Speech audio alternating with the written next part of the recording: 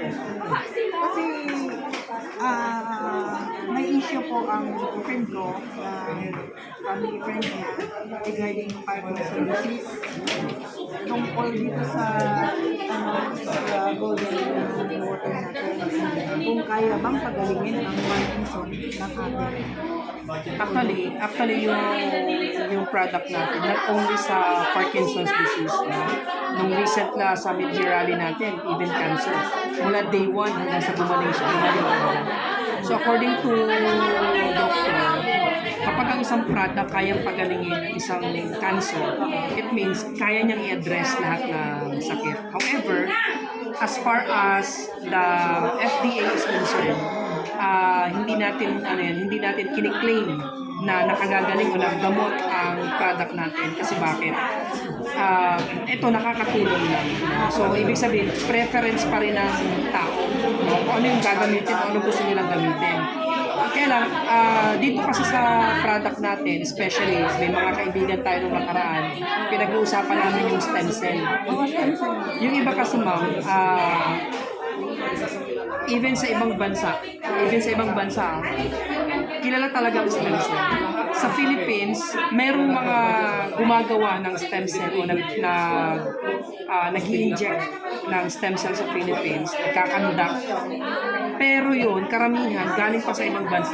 Ibig sabihin, may mga Pilipino, may mga pera. Sige po good luck po. Pumupunta pa talaga ng ibang bansa yan. Kaya lang, sabi ng isa kong friend na doktor, may problem tayo pagdating sa stem cell. Halimbawa, ang stem cell nung una, ang technology, galing sa mga animal, sa mga hayop.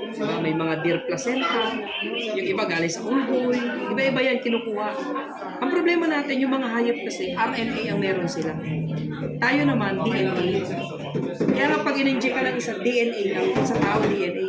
Kaya nga pag in-inject sa'yo isang stem cell na galing sa mga hayop, pwede pang i-reject ng katawan mo. Kaya, I-reject yun ng katawan. pwedeng i-reject. Pero, could you imagine, nagbayad ka na eh. Tapos hindi ka sure na mag-work sa body mo. Pero marami nagka-try. Okay?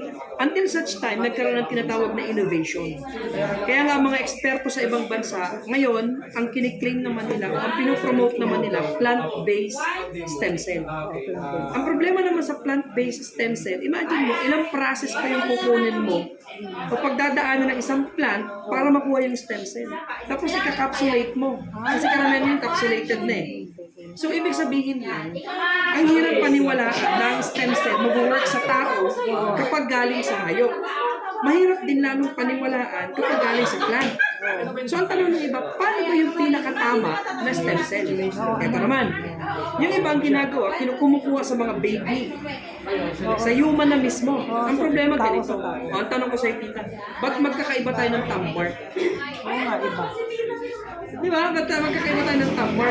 Kasi, magkaiba yung DNA code mo sa DNA code ko. It doesn't mean kinuha ka ng stem cell at in-inject mo sa akin, mag-work na.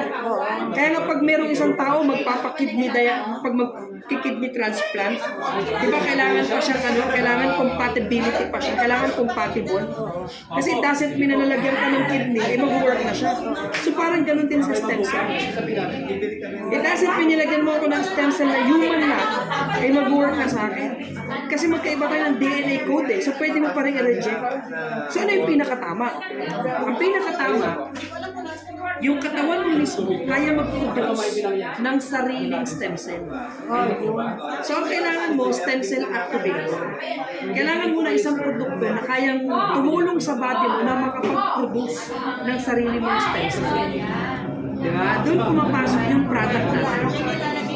So ito, mas malaking tulong ito. So we don't, kumbaga, ang sa atin lang, kung ano lang yung totoo, at ano yung kayang function na nagagawa ng product natin. Kasi highly functional to eh.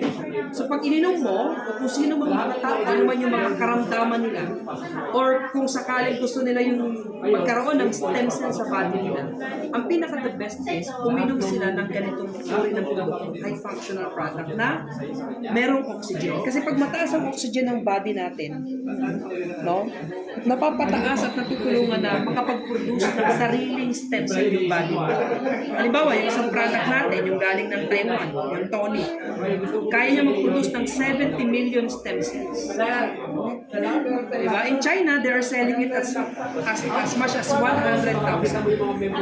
Diba? Sa Philippines, yung mga doctor natin, they are selling it around 20 to 30,000. Pero kaya mag-produce ng 70 million stem cells. So we have the numbers. And 70 million stem cells, ang maganda sa stem cells kasi, pag pinasok sa katawan mo, halimbawa, nag-produce ang body mo ng stem cells, kung ano yung problem sa body mo, yun yung ipoproduce. Halimbawa, kidney cells, diba? Heart cells, yun yung ginagawa ng stem cells sa body. So sobrang laking tulong nito, kahit ano pang diseases. Almost lahat ng diseases. Yes! Ang tanong bakit? Kasi lahat naman ng tao kailangan ng oxygen. Diba dati ba may Parkinson's disease na? Wala. Diba dati ba may diabetes? Dati ba may hypoxia? Wala naman dati. May hypoxemia ba dati? Wala naman eh. Ngayon lang yan. Bakit kasi iba na yung panahon natin eh? Dahil bagsak na yung oxygen. So itong mga sinasabi ko naman na ito, hindi naman ito gawa-gawa. Ito galing din sa mga scientists, galing din sa mga doctors, medical doctors. In fact, meron tayong sariling libro na ang kapal. Diba? So that's more than 30 years pinag-aralan ng mga eksperto na patungkol sa oxygen. More than 30 years. Ito, may human clinical study. So hindi ito basta produkto lang. Kaya nga, again, depende na lang sa tao kung gusto nilang gumamit o hindi. Kasi ako personally, I don't push at ayaw ko rin pilitin yung mga tao kung gagamit sila o hindi. Basta sa atin, sinasabi lang natin kung ano yung totoo at ano yung pwedeng ituloy nila once ng product natin, once na ginamit nila. Tulad ngayon, may mga doctors tayong kasama. Diba? May mga medical doctors tayong kasama ngayon. May mga lawyers. May mga mayayaman tayo na umorder na kanina. Diba? Ang daming products na pinili. Ayan, box ngayon. Ayan o. Diba? Kanina may 60 boxes na pinurchase tayo. So, ibig sabihin, ang product natin hindi cheap. Ang product natin sobrang ganda. Diba? So, ang mission natin, makatulong tayo sa kapwa natin tao. Diba? Ganun na siya kasi. So, I hope nakapagbigay ako ng ganda information details. Diba? Yan, yung video na yan. Mga testimony siya.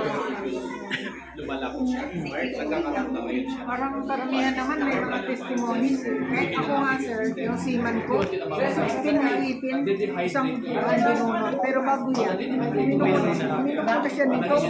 Dami na.